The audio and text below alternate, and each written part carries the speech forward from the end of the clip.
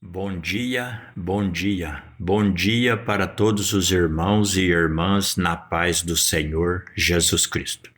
Irmãos, mais uma vez eu venho falar da palavra do Senhor Jesus Cristo e o único objetivo é a nossa salvação. O único objetivo é a nossa salvação. E eu vou ler no livro do profeta Oséias, lembrando que o profeta Oséias, ele existiu 750 anos antes de Cristo, que existiu o profeta Oséias. E eu vou ler o que o profeta Oséias escreveu aqui. Livro do profeta Oséias, capítulo 6, versículo 1. Aqui fala, exortação ao arrependimento. Está escrito assim, ó. Vinde e tornemo-nos ao Senhor, porque Ele despedaçou e nos sarará, feriu e nos atará a ferida.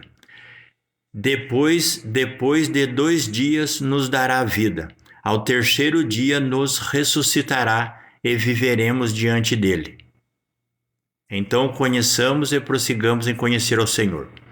Aqui está falando, depois de 2 dias nos dará vida e ao terceiro dia nos ressuscitará. Aqui o profeta Oséias profetizou a salvação dos santos.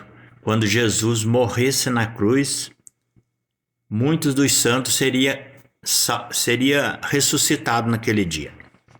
E muitos profetas e santos foram ressuscitados naquele dia, quando Jesus morreu na cruz e venceu.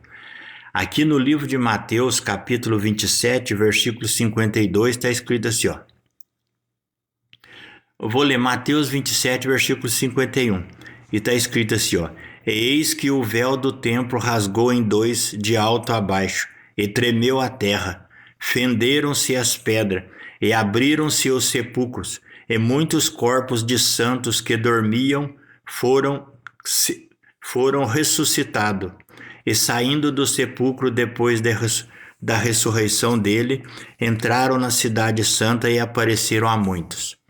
Quando Jesus morreu na cruz, ele pagou pelos pecados. E os profetas e aquele pessoal foram todos ressuscitados. E, como testemunho, ele apareceram na cidade para todos. Então, lembrando, o profeta Oséias, 750 anos atrás, ele profetizava que Jesus ia morrer na cruz, ia fazer que muitos santos e profetas ressuscitassem naquele dia. Isso aconteceu aqui no Evangelho de Mateus, capítulo 27, versículo 51 em diante.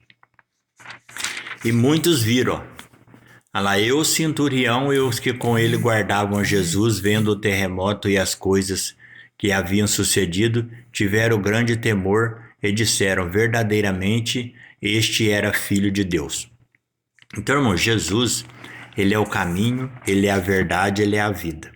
Todas essas igrejas que você vê hoje, elas estão enfiadas na mentira. Todas as igrejas que você vê hoje, elas estão seguindo o espírito do diabo, porque Satanás é o pai da mentira.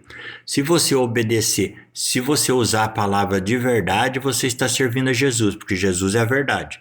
Se você usar coisas mentirosas que estão seguindo as igrejas todas hoje, você está servindo ao diabo. Porque só quem obedece aos mandamentos de Cristo é que tem amor. A segunda epístola de João, capítulo 1, versículo 6, diz assim, ó. E o amor é este, que andemos segundo os seus mandamentos.